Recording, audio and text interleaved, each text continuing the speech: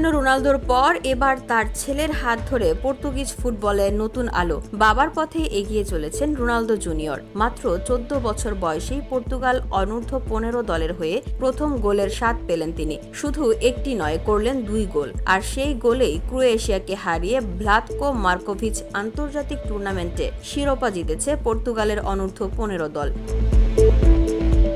রোববার ক্রোয়েশিয়ায় অনুষ্ঠিত ম্যাচে 3-2 গোলের জয় পায় পর্তুগাল। ম্যাচের 13তম মিনিটে বাঁ পায়ের নিখুঁত ফিনিশিংয়ে দলকে এগিয়ে নেন জুনিয়র রোনালদো। গোল করার পর বাবার বিখ্যাত CUO উদযাপন করতেও ভোলেননি তিনি। স্টেডিয়ামে তখন যেন ফিরে এলো এক পুরনো রোনালদো মুহূর্ত।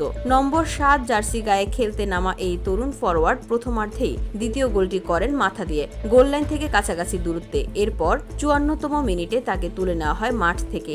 এই ম্যাচেই ছিল জাতীয় দলের হয়ে তার চতুর্থ ম্যাচ, আর তাতেই জোড়া গোল।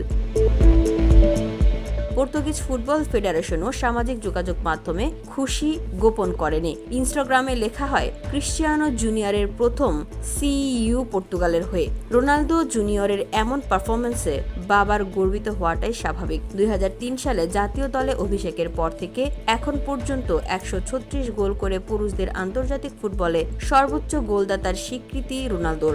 এখন হয়তো অপেক্ষা, ছেলেও কি পারবেন বাবার মতো ইতিহাস গড়তে? সময়ই দিবে সেই উত্তর। তবে শুরুটা তো দারুণ। VOD Bangla news desk.